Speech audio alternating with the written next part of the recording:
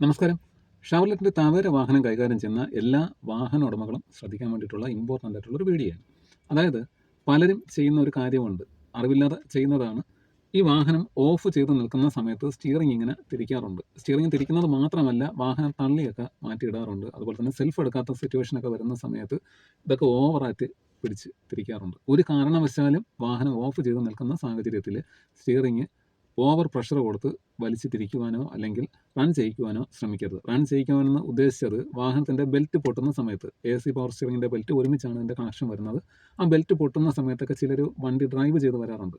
അത്യാവശ്യ സാഹചര്യങ്ങളിൽ അത് നമുക്ക് കുഴപ്പമില്ലെന്ന് പറയാം. പക്ഷേ സ്ഥിരമായിട്ട് ഇങ്ങനെ ചെയ്യുന്ന സമയത്ത് വാഹനത്തിൻ്റെ സ്റ്റിയറിംഗ് ബോക്സ് തകരാറ് വരുവാനായിട്ടുള്ള സാധ്യത വളരെ കൂടുതലാണ്.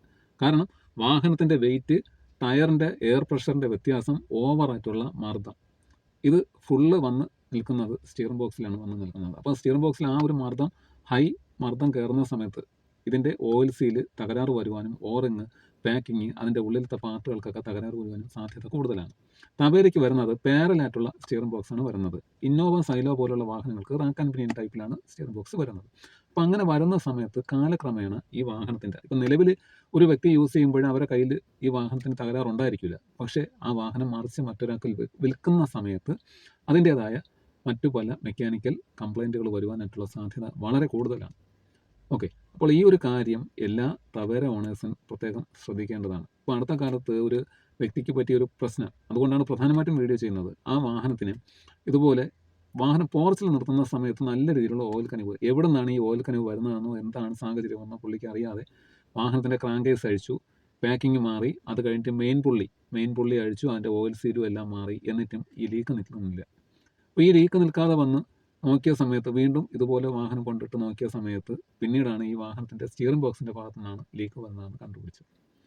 ഓക്കെ, അത് പല സാഹചര്യങ്ങൾ കൊണ്ടും ഉണ്ടാവാം. അതുപോലെ തന്നെ പല പ്രാവശ്യവും ഇതുപോലെ വാഹനം ഈ പോർച്ചിലൊക്കെ നിർത്തിയിട്ടിട്ട് സ്റ്റിയറിംഗ് അങ്ങോട്ടും ഇങ്ങോട്ടും ഒക്കെ തിരിച്ചിട്ടുണ്ടെന്ന് പുള്ളിക്കാരൻ പറയുന്നുണ്ട്. അതിനെപ്പറ്റി നമുക്ക് വ്യക്തമായിട്ട് അറിയില്ല. എന്നാൽ പോലും ഈ വാഹനം ഇതുപോലെ നിർത്തി അങ്ങോട്ടും ഇങ്ങോട്ടും സ്റ്റാർട്ട് ചെയ്യാതെ തിരിക്കുന്ന സമയത്ത്, സ്റ്റിയറിംഗ് തിരിക്കുന്ന സമയത്ത് ഓവറായിട്ടുള്ള മർദ്ദം സ്റ്റിയറിംഗ് ബോക്സിൽ ഏൽക്കുന്നതിൻ്റെ ഫലമായിട്ടാണ് കൂടുതൽ വാഹനങ്ങൾക്കും ഈ ഓയിൽ ലീക്ക് വരുന്നത്. അതായത് ഓയിൽ സീൽ കംപ്ലൈൻറ്റ് വരുന്നതും ഉള്ളിലെ പാർട്ടുകൾക്ക് തകരാറ് വരുന്നതും ഈ ലീക്ക് വരുന്നത്. ഓക്കെ, അപ്പോൾ അത് പ്രധാനമായിട്ടും ശ്രദ്ധിക്കണം. പരമാവധി പ്രോപ്പറായിട്ട് ഓരോ 30,000 അല്ലെങ്കിൽ 40,000 കിലോമീറ്റർ ഓടുന്തോറും പവർ സ്റ്റിയറിംഗിൻ്റെ ഓയിൽ റീപ്ലേസ് ചെയ്യുന്നത് എന്തുകൊണ്ടും നല്ലതായിരിക്കും. അതുപോലെ തന്നെ മറ്റൊരു പ്രധാനപ്പെട്ട കാര്യം ശ്രദ്ധിക്കേണ്ടത്, നമ്മൾ വാഹനം കൈമാറി ഓടാൻ കൊടുക്കുന്ന സമയത്ത് പലരും പല രീതിയിലായിരിക്കും ആ വാഹനം കൈകാര്യം ചെയ്യുന്നത്. അങ്ങനെ വരുമ്പോഴും അതിൻ്റേതായ മെക്കാനിക്കൽ ഇഷ്യൂസ് വരുവാനും സാധ്യത കൂടുതലാണ്. ഇതെല്ലാ തവേര ഓണേഴ്സിൻ്റെയും അറിവിലേക്ക് പ്രത്യേകം ഷെയർ ചെയ്യുന്നത്. അതായത് പാരലായിട്ടുള്ള സ്റ്റിയറിംഗ് ബോക്സുള്ള വാഹന ഉടമകൾ ഈ ഒരു കാര്യം പ്രത്യേകം ശ്രദ്ധിക്കേണ്ടതാണ്.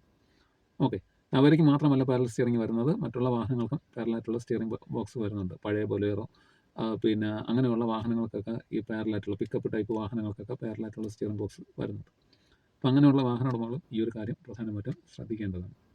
ഓക്കെ, ഇത് എല്ലാവരുടെ അറിവിലേക്ക് ഷെയർ ചെയ്യാണ്. പ്രത്യേകം ശ്രദ്ധിക്കണം. വാഹനം ഒരു കാരണവശാലും നിർത്തി ഇതുപോലെ സ്റ്റിയറിംഗ് തിരിക്കരുത്. സ്റ്റിയറിംഗിൻ്റെ പ്ലേ ആണ് നമ്മൾ ഓവറായിട്ട് മർദ്ദം കൊടുത്ത് സ്റ്റിയറിംഗ് തിരിക്കുവാനായിട്ട് ശ്രമിക്കരുത്. അപ്പോഴും ബുദ്ധിമുട്ടും പ്രശ്നവും ഇല്ലെങ്കിൽ കൂടിയും വരും കാലങ്ങളിൽ മറ്റു വ്യക്തികൾക്ക് നമ്മൾ വാഹനം കൈമാറ്റം ചെയ്യുന്ന സമയത്തായിരിക്കും ആ ഒരു ബുദ്ധിമുട്ടും പ്രശ്നങ്ങളും അവർക്ക് അനുഭവപ്പെടുന്നത്. ഓക്കെ, ഇതെല്ലാ ഓണേഴ്സും വാഹന ഉടമകളുടെയും അറിവിലേക്ക് ഷെയർ ചെയ്യുന്നു. ഓക്കെ, പ്രത്യേകം ശ്രദ്ധിക്കുക.